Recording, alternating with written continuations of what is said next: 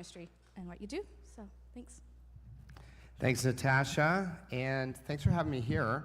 I always say thanks for having me here, but none of you actually chose that. Alex just subjected you to me, so hopefully it goes all right. If not, you'll get Alex back soon. Like Natasha said, I got to be part of the CCLN incubator with Alex. He's become a good friend of mine. I'm also longtime friends with Sarah, who is often up here playing and singing.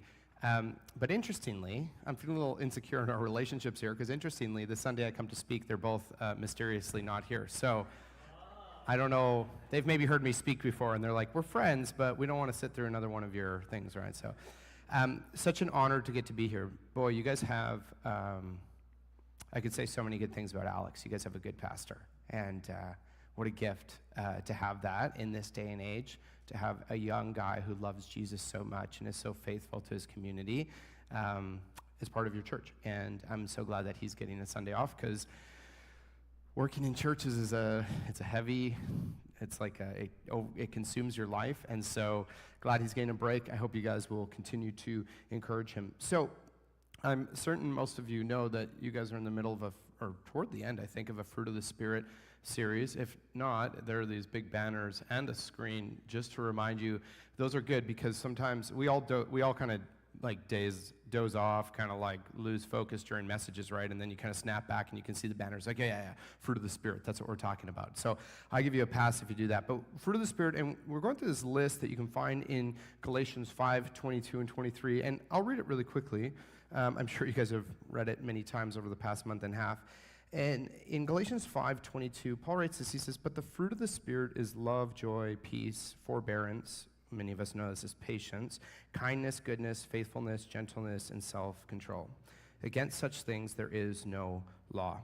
And Alex has invited me to speak on this fruit called faithfulness. And specifically, I think he invited me to speak on that because of some of the conversations he and I have been having. Just to be really open and transparent, the past year of my wife's and my life has been, or of our family's life has been kind of the most challenging season we've gone through as adults. We experienced some pretty hard times with the church that we used to work at, and some what I would call mistreatment, unfairness. And those types of seasons are sometimes seasons that you might want to lament, but in a sense, there's also this way in which we are perceiving that as one of the biggest opportunities we've had in our adult lives to see if we practice what we preach when we're off stage just as much as when we're on stage, or if we practice what we say when we're going through adversity and when we're going through tough times, if we really walk the walk and not just talk the talk, even when things aren't going our way. It's interesting when you think about the fruit of the Spirit, love, joy, peace, patience, or forbearance, all these things. None of us really give people accolades for the expressions of those in their lives when it's really easy to do that. At someone's birthday party where things are good, and for those of you who are my age, remember it's those things that you used to get 25 years ago when people cared that your birthday was coming up and you get presents and stuff. And when people are pouring love on you and all that, no one's oh my goodness, they're so loving, because it's easy in that environment. Of course you're loving, of course you're happy. People are giving you presents, people are being nice to you. When things are calm, when there's no conflict, people aren't oh my goodness, that person is so good at exuding and bringing peace. It's the natural response when things are calm. When things are good, when you've just come across good fortune or good news, people aren't oh my goodness, I can't believe how joyous that person is. No, it's when people are mean to you and people are harsh to you and people are unfair to you that we sometimes notice, man, that person has a really rich gift of love. Or, oh my goodness, that person, their kids are going crazy, or those people are being unfair, or it's taking a long time, or they're going through some adversity in life. What a great gift of patience they have in their lives. Or in the midst of great conflict, we see people, we say, man, that person exudes peace in a way that I wish I had in my life. And I think all of this kind of relates to this fruit, faithfulness. It's easy to do good things sometimes, right? Before you're married and you're dating, it's dating's kind of like marketing, you're putting all the good stuff on display, hiding the bad stuff, the fine print and all that. Once you say I do, it's okay, now here's what you really need to know about me. But when you're dating someone, doing something good or doing something really nice or noble or generous, like, it's cool, but it's kind of like, well, big deal, right? Like, you are trying to marry this person. You're trying to get them to not break up with you. You're trying to do that thing. When we're recognized for our good deeds, that's easy to do.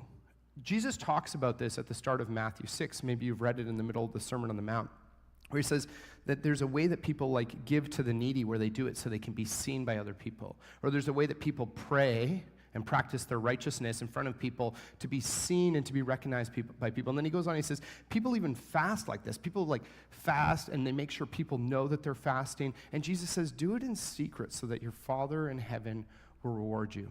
I think true faithfulness doesn't show up when we're doing the big things publicly. People can see us. There's a lot of virtue signaling that we do. We like to post about our good things on social media, and we like to have the world know. We like to get those rewards now. And Jesus says, when you receive your reward on earth for doing good things, for acting like your heavenly Father, he says, you've received your reward in full.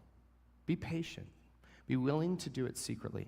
And I think that's what faithfulness is really wrapped up in, is being willing to live it out when the eyes are off of you. Being willing on a Friday night after a long week, you're tired out, no one's looking, your time is all to yourself to say, am I actually going to practice the fruit of the Spirit now? When things are unfair, when things are hard, when things are tough, to say, it's really challenging right now, and I'm not being treated with joy and love and kindness and patience and gentleness, but am I willing to return that to the world that isn't giving that to me now? Certainly that's how Jesus lived.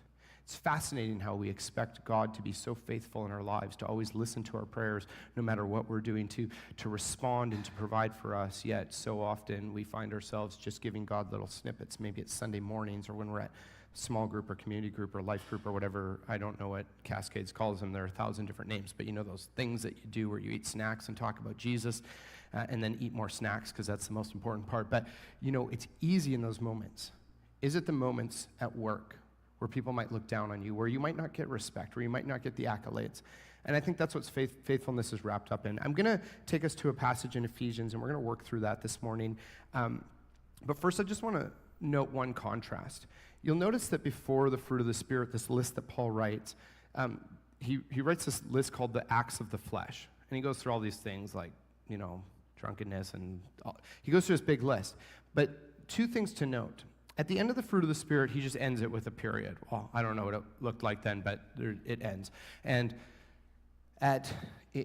with the acts of the flesh, he ends it with, and the like. So, you know, translation, etc. Stuff like this. There's a massive list. He can't encapsulate it all. But in these 9 words, he really captures what the fruit of the Spirit is. And then one other really significant difference. Before the acts of the flesh, it says the acts of the flesh are, so like a plural word, are, and then this list of things. These are all acts of the flesh.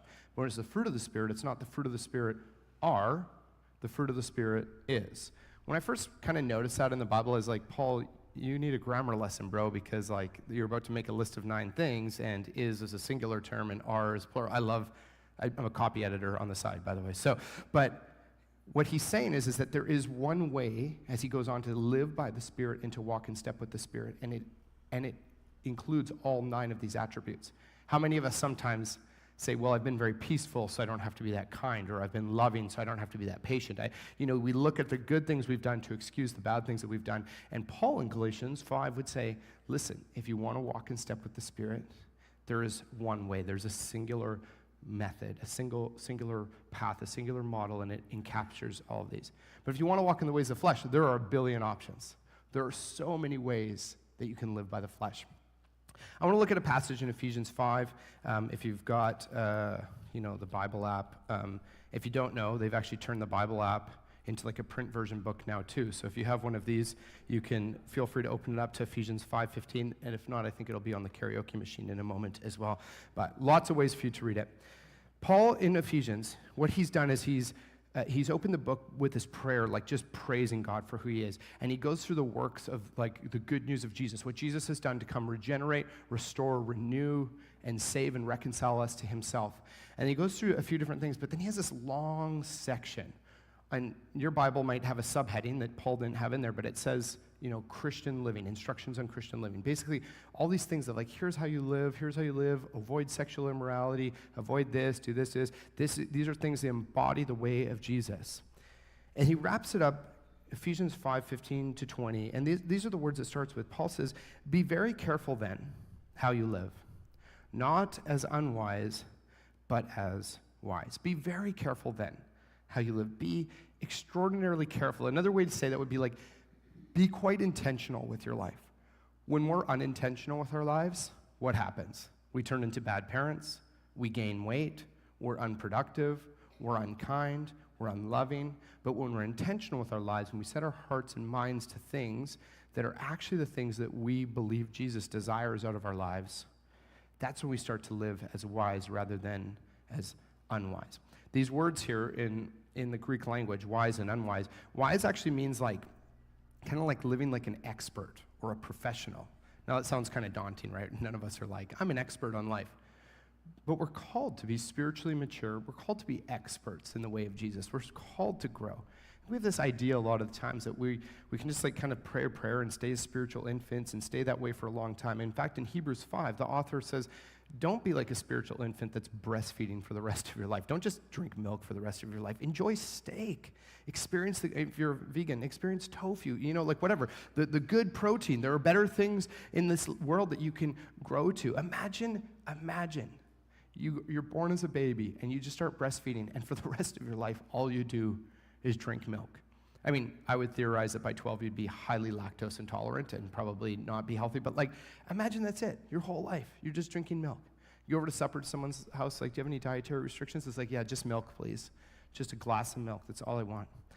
Don't be unwise, don't be unprofessional, don't be an amateur, don't be a spiritual infant, but be an expert. Be someone who grows into spiritual maturity, who's taking steps toward Jesus.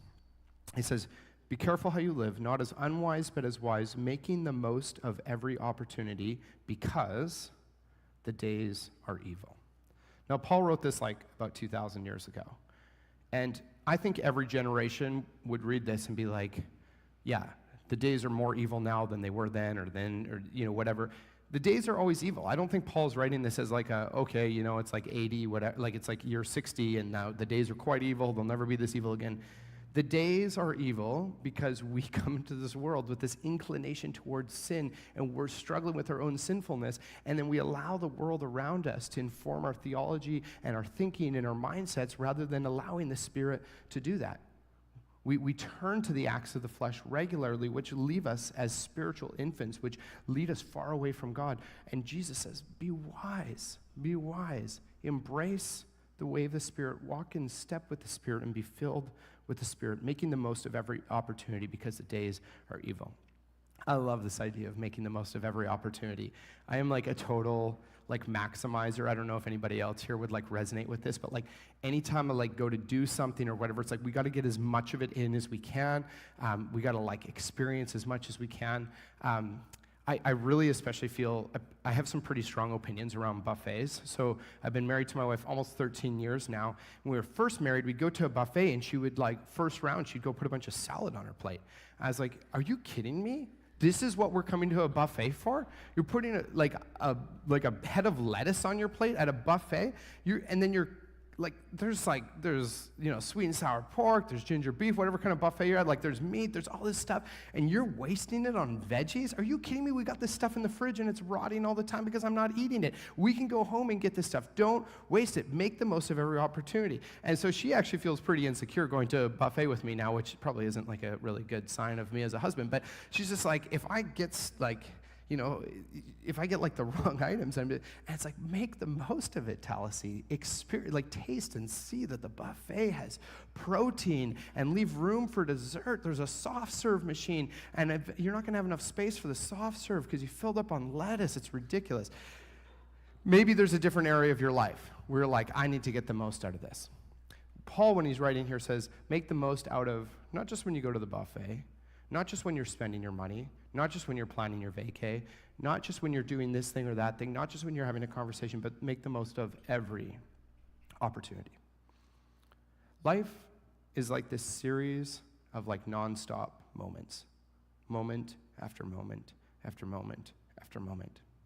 To say Jesus was sinless was to say that he kind of took hold of every opportunity, of every moment, and he made the most of it. He was faithful in that. Faithfulness is when you're by yourself, when those opportunities are coming and going. It's so easy for us to just waste it. And not just on bad things. I think a lot of times we think, okay, well, I'm not like doing this big, bad, evil thing. But it's like we waste it on, myself included, on like mindless scrolling. We waste it on things that are unimportant. We spend so much time. And some things aren't even inherently evil, but we become so consumed with it that there's little time for us to maximize the opportunities. If you're like me, your phone storage often gets full. And then you put off emptying space off your phone for a long time. You're just like, I gotta take a photo. I've got kids, so I have to take a lot of photos and videos now so I can prove on social media to everyone that they're cuter than their kids. But it's like my phone will get full, and I'll go to take a picture, and it's like your storage is full. So I go like delete one photo or offload one app or whatever, and it's just like, okay, there's enough. And I get through, and I get through, and I get through. And then eventually after weeks, I'm like, okay, I gotta like recalibrate. I gotta dump a whole bunch of this onto an external hard drive, and then I gotta and then I'll have space again. I think in our day and age, maybe that's one of the big challenges we have, is there's so much going on. And we're like a 128 gig phone with like 127.9 gigs full. It's like we've got this little sliver to like let God in. And maybe that's called Sunday morning. Maybe that's even like the time you pray with your kids before bed, or you've set aside these little things. And so much of it is just too full that we don't have the bandwidth to be intentional and faithful with every opportunity. What would it look like for us to actually say, I want to take the moments, I want to seize the moments and the opportunities of my life and be faithful with them and make the most of them, to live as a spiritual expert rather than a spiritual beginner, a spiritual amateur. Verse 17, whenever you're reading the Bible, I think a good practice, and if you haven't ever read the Bible, that'd be my biggest takeaway. Give it a shot. It's an amazing book. But whenever you're reading it, a good question is, what's kind of the point in the middle of this? It's a really good question in Ephesians, because if you've ever read Paul's letters, he uses some big run-on sentences and lists sometimes. In fact, Ephesians 1, 3 through 14, in the original language is one sentence. Like just, and in the English translation, it's a few sentences. Even then, it's long. It's just on and on and on. And it's so much good stuff. But at some point, it's a good question, rather than just say, which verse do I like? What verse am I already living out? Which verse lines up with my wills and desires well? But what are the key points, if I were to like kind of lay this out in the theological world, we call it exegetically. But if I were to lay this out, what's kind of the crux of this passage? And I actually think verse 17 is it. It starts with therefore. And therefore isn't always this, but it's a good key word when you're reading your Bible. Quick little Bible tip, whenever you read the word therefore, a good question to ask yourself is, what is the therefore? What Paul is doing is he's reflecting on everything he said about living in the kingdom of Jesus. He's reflecting on all this idea of being wise rather than unwise, making the most of every opportunity. He says this, therefore do not be foolish, but understand what the Lord's will is. Do not be foolish. Now, this foolish word is a little bit different than unwise. Rather than being like an amateur beginner, it just means stupid. Am I allowed to say stupid at Cascades? If not, I mean, that's the beauty of being a guest speaker. It's like, how can I get fired, right? Like, I don't have another booking here, so it's whatever. But it means, like, you're stupid. You're an idiot. You're mindless. It's like you have removed the brain from outside your head. You've deleted it. And this is what Paul is saying. He says, don't be an idiot, but understand what the Lord's will is. I think this verse is the crux, and we're going to come back to that at the end. He goes on to say, do not get drunk on wine, which leads to debauchery.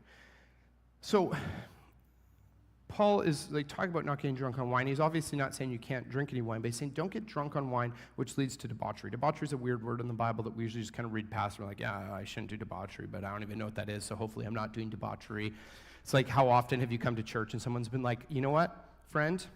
I'm sensing debauchery in your life. You have debauched so many times. Stop debauching, please. Debauchery is just like, really, it's just like being consumed by anything other than the Spirit of the living God and finding your contentment, fulfillment, and satisfaction in that. That can be something good. Food is good, right? Food's great. But we can become too consumed with that. Our marriage, and even sex within marriage, is great. But if that becomes where you find your fulfillment and satisfaction, kids are awesome. If that becomes your identity, your purpose, what you are consumed with, none of us were created with the purpose of getting married and having kids. That's a great thing we can do in life. Our purpose is single, and that's to find our fulfillment and satisfaction and identity in relationship with the living God. And out of that, if we have a marriage, out of that, if we have kids, out of that, if we enjoy good food, out of that, the things that we do can flow and can show and exude the faithfully living out the fruit of the Spirit. But many of us, there are things that are less noble, maybe like money or the next vacation or this luxury or this comfort.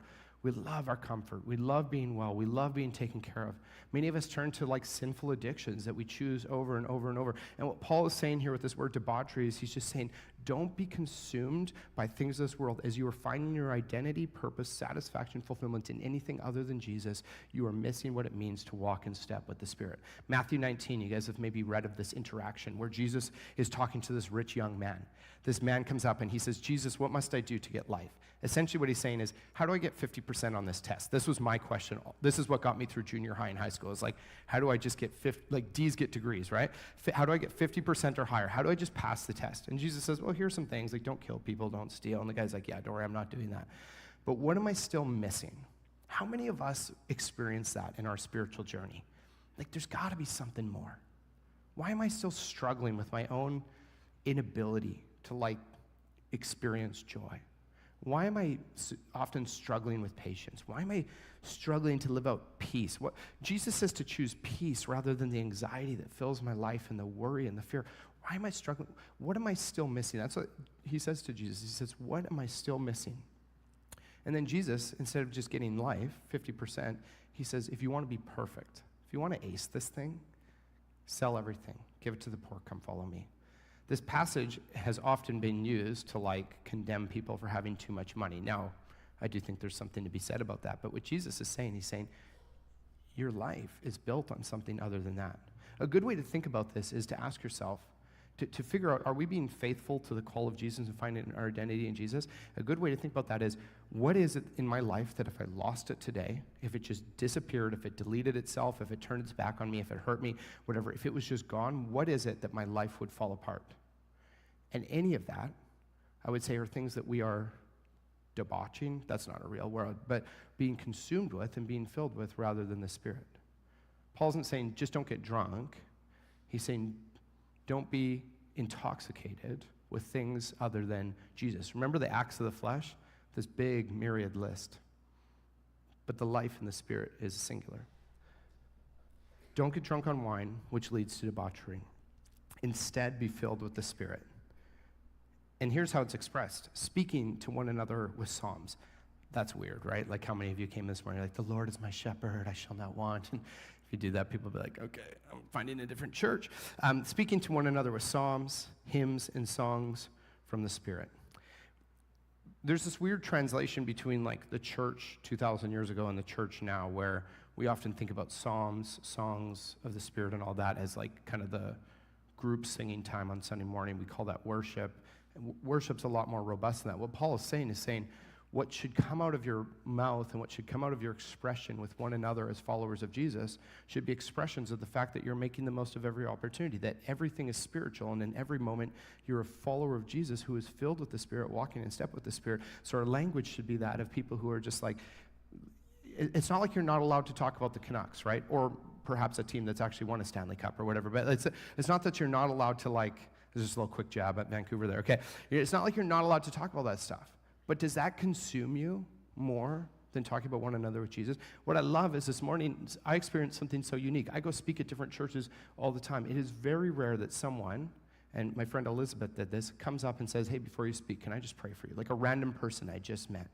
We're very awkward about talking about Jesus. We're very weird about like, hey, I just want to talk about what I've been reading in the Bible. It's very natural to talk about what we're watching, what we're listening to, what's going on in our families, all that stuff, all these things. Again, not inherently evil things, but how would your community, would those around you, would they express you as someone who is constantly speaking to another one with words of Jesus, accolades of how amazing God is, and the life of the Spirit that you're experiencing?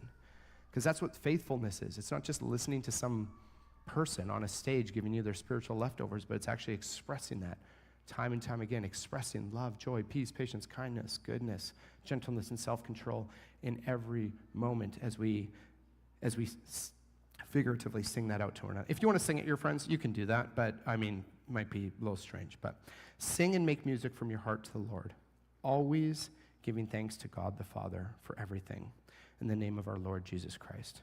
Always giving thanks. I have a 5-year-old and a 2-year-old daughter. I love doing nice things for them. I love giving them gifts. But one of the problems is that they ruin it, because whenever I give them something, what I hope is that they would become more grateful and excited, but they become more entitled and selfish, and they expect the next thing, and they want more, and they want more, and they want more. Oh man, we live in the richest moment of history, in the richest part of the world. It's just like most people from anywhere on the planet who would come here could not afford to live here, and we do it. Yet, we're likely the people that complain the most. You notice that when we get sick, we complain about being sick, but when we're healthy, which is most of the time because we've got the best access to medicine, we irregularly spend time saying, I'm so glad I'm healthy, man, God. Or even when we get sick, I'm glad I'm usually healthy. It's just like we complain about the weather. Everywhere I go, people complain about the weather all around the planet. It's just like we just think God doesn't know how to create a world or something. You know, it's just like, God, did you think about the environment when you created it? And he's like, yeah, I think about it. It's just like we find so much to be ungrateful for, and this is so powerful. To live a faithful life is more consumed in thanking God regularly than for asking him. I think that's one of the reasons why when we pray together as followers of Jesus in the modern church, our main language is prayer requests, because we're using prayer mostly as the thing to look to what's next. When Jesus in Matthew 6 sets up prayer as something that's primarily about worshiping God and experiencing God and expressing love to him and thankfulness, can we present our request? Sure, that's in the Bible, but that's not the primary purpose. But when we forget that thankfulness is such an important part of faithfully walking in step with the Spirit, man, when we're really filled with the Spirit in every moment, in this hardest season of my adult life I've ever been in, it would be so easy for me to just be like, this sucks. I can't believe what happened. Like, this is unfair. This is ridiculous. Why would those people say those lies about me? Why would people be so unkind? Why would people hurt my family like this? Or else it could say, God, man, I'm learning some real things about myself and about others and how life works. Thank you for this opportunity that I can make the most of. Thank you that through the hardships I can grow. Thank you for your Spirit so I don't have to walk through this garbage on my own. Thank you that love, joy, peace, all these things abound in excess because of who you are, Jesus. So like I said, I think the crux of this passage is in verse 17. Therefore, do not be foolish, but understand what the Lord's will is. And I want to speak to something that I think is probably one of the biggest challenges we're facing as a church generation now, that I think if we were really to work on this, it would change a lot.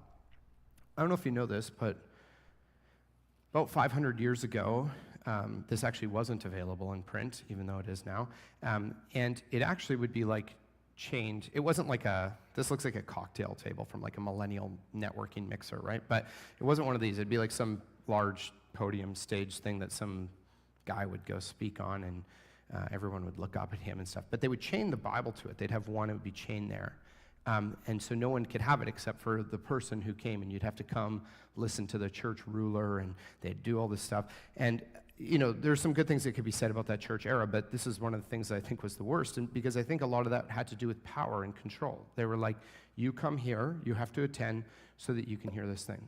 There were some people that were very dissatisfied with that. Some people that were like, that's ridiculous. We should be able to have, we call it the Word of God, we should be able to have God's voice accessible to all of us. That's how the book starts. Genesis 1, God begins by speaking. It's one of the first things we learn about God. He's a speaking, conversational God. And so some people fought hard. They gave their lives. They lived persecuted lives. They were beat up. There's actually this one guy. He died a natural death, but the church was so mad at him for trying to unchain this thing that they dug up his bones after he was dead, as if he cared, and then they incinerated his bones down to ash, and then it says that when you read about it, they unceremoniously threw his ashes into the wind. And it's like, okay, how petty can you be? But they worked hard, and eventually, as a result, this became available to people. I think in my generation, what we've done is, with so much access to it, is that we've brought it back and we've chained it back and said, we'll just hear about it a little bit on Sundays. We've chained it back to the pulpit, and we've removed it from our experience. And most of these just sit on while people were burned to dust for trying to get this to us, we let it sit on our shelves, collecting the same dust.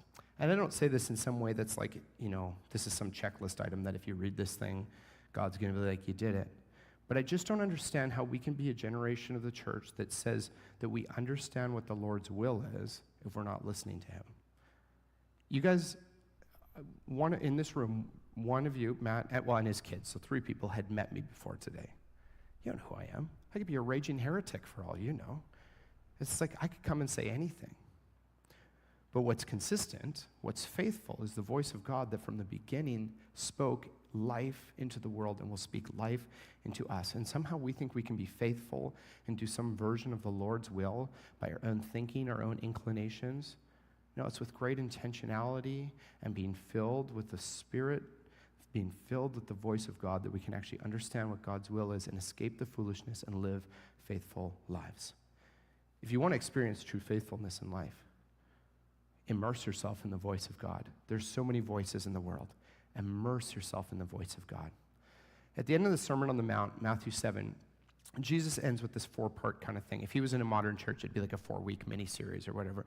But it ends with this 4-part thing. And first it's this, you guys probably know this, but there's this narrow path and this broad path. He says, go through the narrow gate on the narrow path.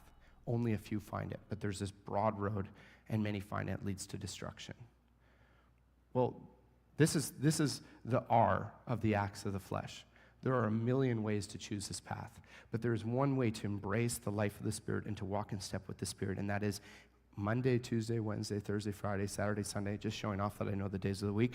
Every day, walking in step and choosing faithfully. When things are hard, when things are good, when things are tough, when you're tired, when you're bored, when your kids are terrible, when your kids are awful, I've got a 5-year-old, 2-year-old, so I'm really camping on that one. But it's just like, in the midst of all of it, faithfully doing it. Did Jesus slip up? Did he turn his eyes away? No, he walked the narrow path so we can know what it means to walk it and to listen to his voice. After that, he talks about knowing the difference between true teachers and false teachers. He says, false teachers show up all the time. False teachers bring in false messages. They're trying to lead you astray. In the world and in the church are all these false messages. How can we differentiate unless we're filled with the voice of God? We can show up to a thing on Sunday mornings and think we've got it all figured out, but when you're filled with the voice of God, when you're faithfully walking in step with the Spirit day in and day out and experience his word and his life and his Spirit, then we can know it's true.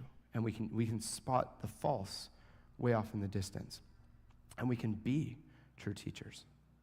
The last one, I'll come back to the third one in a second. The last one, Jesus says, at the end of the Sermon on the Mount, he ends with a therefore. Therefore, because of all of this, be like someone who builds your life on the rock rather than someone who builds your rock or your house, your life or your house on a sandy foundation.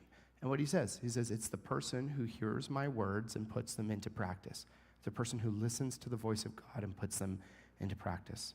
And then before that, he says, many people are going to come to me. Many people who are in churches are going to come to me at the end and say, Lord, Lord, didn't we do all these good, noble things that the world thought were really cool for doing?